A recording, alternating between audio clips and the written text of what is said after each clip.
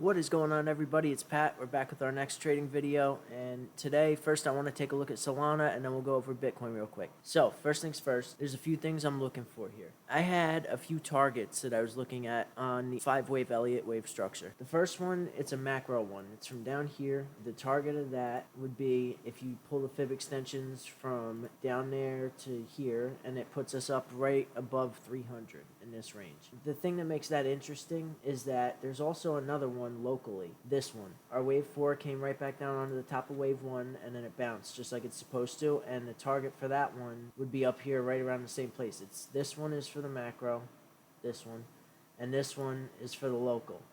So they coincide here. When I turn these off, this is kind of looking like it's not done yet. I'm thinking we may end up seeing something like this before we put our actual top in. Now, we did nail that big dump because I just posted about that distribution on the last video. You guys were there for that. It was like this. However, I think that this may not be the UTAD. This may actually just be the UT, and then we could put in a UTAD up here instead. So it would come up, do the UTAD, and then you would like move this over. Kind of like this. Be like UT, and then from here, we would put in the UTAD, then the tests, and the LPSY, and all that. That's one of the things I'm looking at here for Solana. And that's why, because I have those wave 5 targets that didn't get hit yet, and both of them are over 300. So we have that macro one, 1, 2, 3, 4, and then we put in the 5 up here.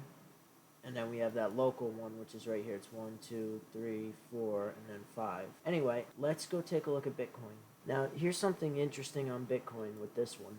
These fib targets are from this structure right here. So it was 1, 2, 3, 4, 5, right up into these targets. And we hit those. Now, when I'm zooming out, I'm looking at like the monthly and all that, I'm starting to see a bearish divergence here on the monthly, the momentum. It's another big bearish divergence from over here, actually, because that's way lower, and this is way higher than these. So not only did we hit the wave 5 targets, the macro ones, but we also have bearish divergences. And on top of that, let's put it on logarithmic and zoom out a little bit. What I did here was I connected all of the previous cycle tops with a curved line. And essentially, we are right where we should be if we're going to put in a cycle top. I mean, honestly, that's subjective. You could kind of draw that however you want, but it's definitely something to pay attention to, especially given the fact that we have these linear macro fib targets up here. So you want to definitely look out for that, because we could be putting in our cycle top, especially with the monthly bearish divergences. And on the 2-week, we have a big bearish divergence right here. You got high, lower high, and then this is the high and a higher high on price. And then you also have these 2 STP counter trend sell signals, which that's one of the indicators I like to use. It tells me a lot of times when the tops and bottoms are in. Now, as you can see on the daily here, you see this money flow. It's gradually decreasing. I mean, what I also notice here is that right here, if this prints this trigger wave, that could be like a little hidden bullish divergence. So that's what I was thinking. We may get one more bounce to take up the highs of the range before we put in a cycle top. It would also help us to reach this line right here up here. It's like 117, I think that's at. Now, let's see if we have any other targets here. Oh, you know what? That's another thing too. Let's take a look at that.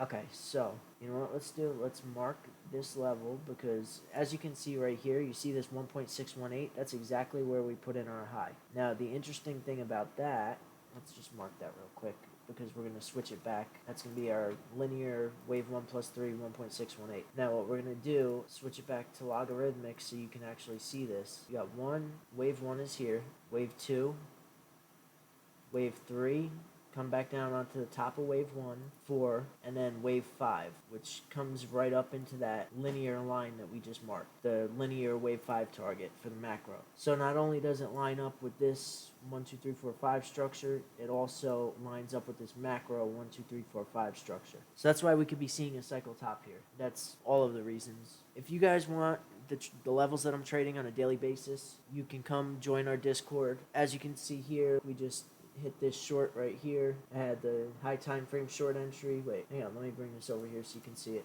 Alright, so like as you can see here, we had this high time frame short entry, came right up, rejected right off it. Like, we scalp all day and we snipe levels. That's what we do. I always post the updates. You'll see like 15-minute bear div, yellow X, and then you can see how it came right up into our short level and rejected. We got a little scalp off that low time frame short level, which ended up getting stopped at entry, but that was no big deal. Obviously, you take profits when you're in profits, and you move your stop in front of your entry. That's how you're supposed to trade. This was cool. Drew it just like this, like we were in a little 1 minute range, and I was like, look for a deviation right up into that red box, and I was like, one that looks exactly like that. Yeah, pretty much, and that's exactly what happened there. So what we do on a daily basis, we snipe levels, and if you want the specific levels that we're sniping every day, then check out the Patreon. I'll put the link down below. Anyway, that's it for this time. I'll see you guys next time. Peace.